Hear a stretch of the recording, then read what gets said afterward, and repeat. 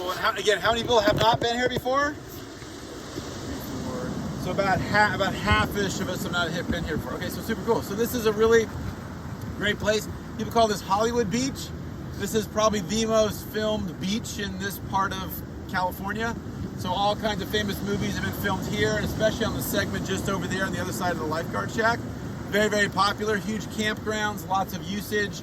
Campgrounds damaged most recently by the most recent round of atmospheric rivers, but also before then we had problems with Woolsey fire damage, etc.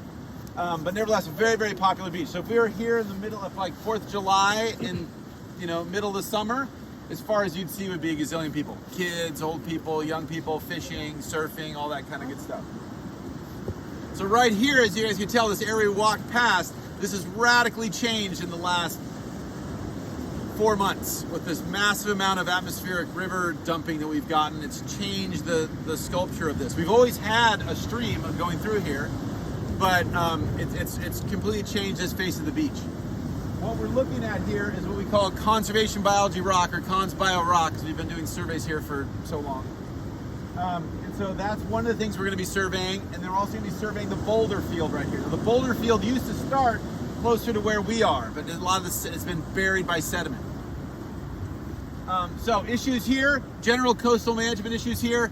You all have access to this. This is all your heritage, the first thing to say. This is the coastal zone in our Constitution. We've written into it, we've changed our Constitution in the 70s to say you all have access to the coast. That's guaranteed. Unless it's like a nuclear power plant or a military base, or there's some security reason. Everywhere else you can go.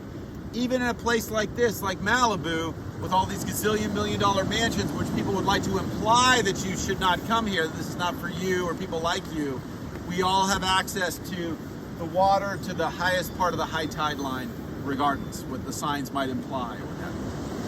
Okay, having said that, this is a state park, this is a protected area. We're starting to talk about protected areas now.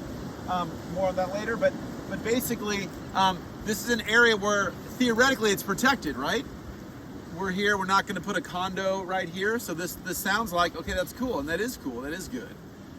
But does protected also translate into non-exploited, right? So the thing we're going to focus on today are our snails, our mollusks, in particular owl limpets, which we'll describe in a second, but in general we'll talk about these mollusks, generally speaking. We're going to do two things here. I didn't know if we could do the first part because of the tide situation, but we'll try it. We'll get at least some of it done. And then we'll spend some time out walking around the rock. Our goal here is to look at exploitation. What has been the effect of exploitation? Has it been mellow? Has it been strong? Has it been, how much intense stuff has happened? So we're gonna do that two different ways. The first thing we're gonna do is we're gonna do some quadrat surveys out here. We're gonna run a baseline transect along the coast, and then you guys in teams are gonna run transect tapes down into the boulder fields, okay?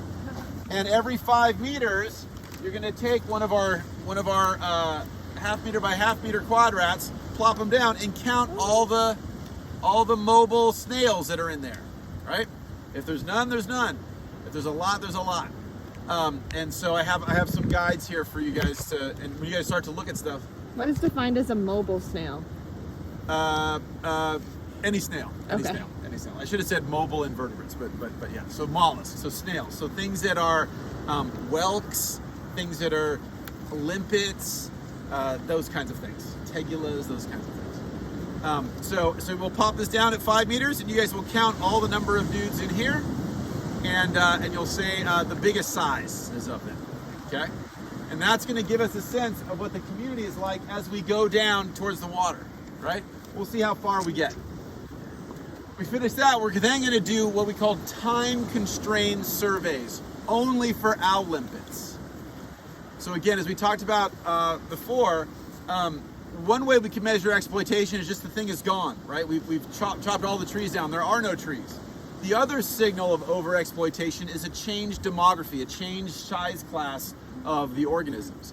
So we're going to look at that. So this area here is theoretically a protected area. So theoretically, people aren't taking the owl limpets, let's say, but let's see how that is going to compare. Okay, so that's our goal. So we're going to do quadrat-based surveys, transect-based surveys, and then we're going to do what we call time constrained. When we do the time constrained, it's just you guys are bumping around and you're moving around. We count how many people for how many minutes, and you guys are poking around, doing all that kind of stuff. So the standardization is person minutes. Does that make sense? Okay. Great. So then, and that's good.